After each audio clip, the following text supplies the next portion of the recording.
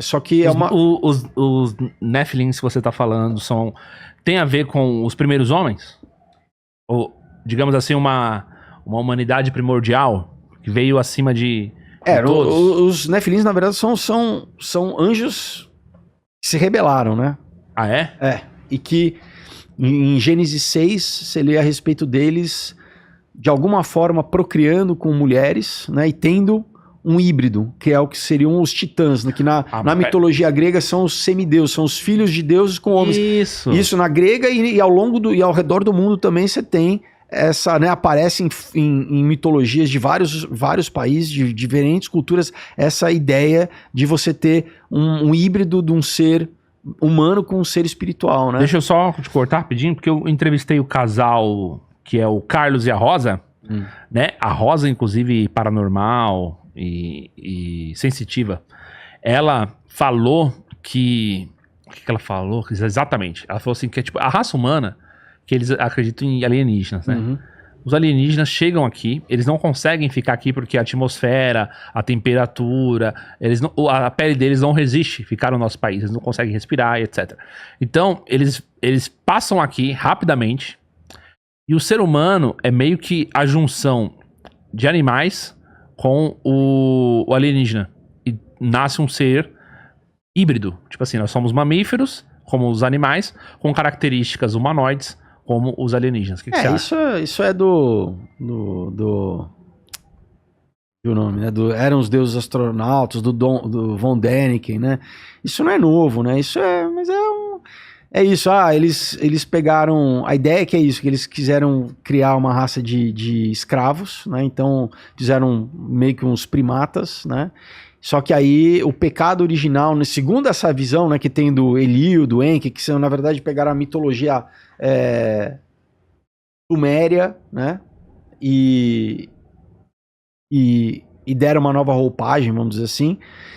E eles fizeram sexo com esses, como se fossem uns primatas, né? Uns macacos, e que daí tiveram, então, os homens, os homo sapiens, seria exatamente esse misto desses extraterrestres com os primatas, né? Então, por isso que a gente tem semelhança com os primatas, entendeu? Né? Para mim, eu obviamente não acredito nisso, né? Uhum. Mas é uma das... Mas continua com os Nephilims. Não, então, né? Isso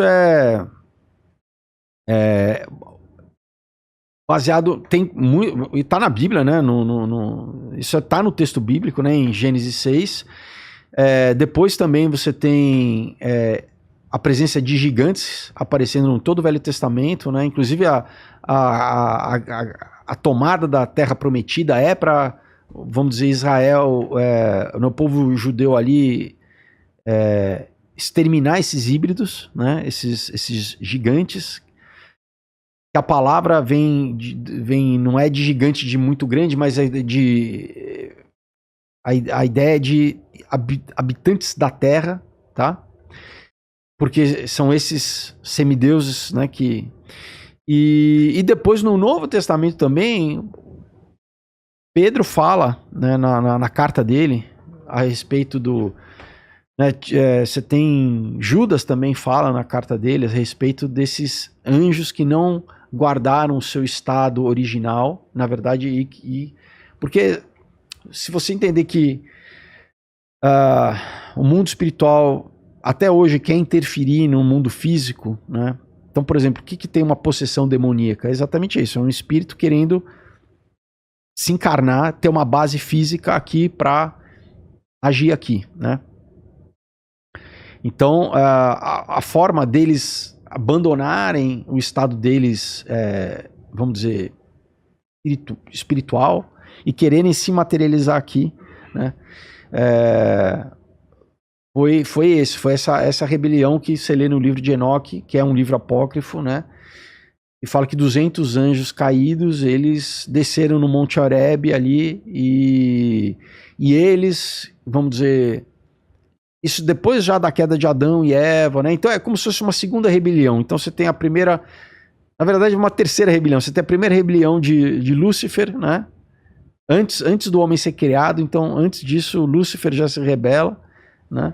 Depois você tem o homem sendo criado, Aí o homem ouvindo, né, a mentira do Hasatan lá, para se rebelar também. E depois você tem essa, vamos dizer, essa terceira rebelião ali, onde você já tinha, né, os descendentes de Adão e Eva, né? Já teve Caim e Abel, você já teve, né, os descendentes de Caim, né? O primeiro Enoque, que são dois Enoques diferentes. O Enoque do livro de Enoque não é o mesmo Enoque descendente de Caim, são duas linhagens diferentes, né? O do livro de Enoque é descendente de Sete, que é o terceiro filho, vamos dizer assim, né? Da onde vem os semitas, da onde vem os judeus, da onde vem Jesus e tal, essa outra linhagem. Então, é interessante que os maçons, eles veem os pais espirituais deles, Caim, Tubal-Caim, ou esse primeiro Enoque, né? Depois Nimrod, eles veem toda essa linhagem, vamos dizer, contra, né? E para eles que são os caras legais, assim, né? Mas eu pensei que a rebelião de anjos, né, para se tornarem anjos caídos, foi antes da criação do homem. Foi. Por isso que eu tô te falando que tem algumas rebeliões, não é uma só. Ah, entendi. Entendeu? A primeira é de Lúcifer. A de Lúcifer. Ele foi sozinho ou acompanhado? Não, a também? Bíblia diz que ele levou 1/3 dos anjos, né? Tá. Entendi. Os Nefilins aparecem depois em algum momento no Novo Testamento, alguma coisa assim? Você falou da carta de Pedro, né? Tem a menção deles em Pedro e em Judas, né? Tá, e no Apocalipse? Coisa? No Apocalipse... Porque assim, vamos supor que são anjos, né? Se a gente vai ter o julgamento de toda a humanidade... Você tem o anjo do abismo que é liberado, né? Apocalipse 9, se eu não me engano, né? Então, aí que tá, esses anjos foram presos em cadeias no Tártaro, né? No Tártaro, esperando exatamente esse momento deles serem liberados, né? Então, você lê em Apocalipse 9 que um desses anjos, que ele sai do abismo, né? E, enfim, daí tem toda uma teoria de muita gente ligar com a questão do CERN lá na Suíça, porque é uma cidade que na época romana era dedicada a um templo ao Apolo, e esse anjo é o Apolion, que é um demônio, né? Então, e aí, vamos lá. Então, os Nefilim são anjos caídos. Eles habitam aqui no mundo que a gente está. Ele tenta interferir no mundo material, mas é um ser espiritual. Então, mas daí que tá. São coisas...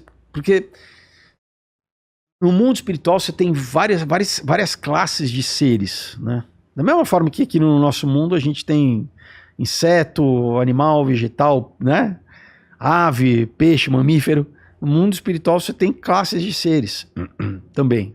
Você tem anjo, arcanjo, querubim, serafim, tronos, poderes, potestades. Que em português, né, a tradução do grego não condiz exatamente com, por exemplo, trono. Você fala, é uma classe de ser. Né? Mas no caso dos Nefilim, você falou que comparado aos gregos, né? Então, o que aconteceu? Esses seres, eles não habitam na nossa... Eles não estão fisicamente aqui nas nossas 4 dimensões, né? Que são 3 dimensões mais o tempo. Eles não estão materializados aqui, né? Esses anjos, eles quiseram se materializar, né?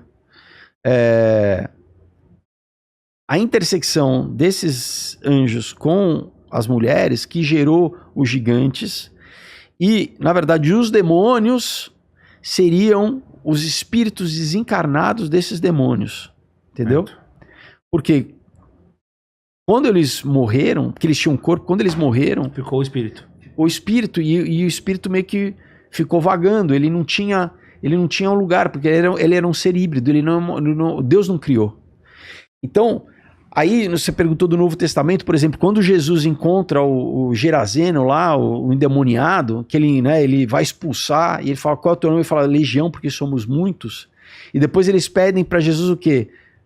Né? Mandar eles para irem para os porcos, eles querem se encarnar nos porcos. Então, esses seres que são esses demônios, são seres menores, eles não são os anjos, eles não são os anjos caídos super poderosos, assim.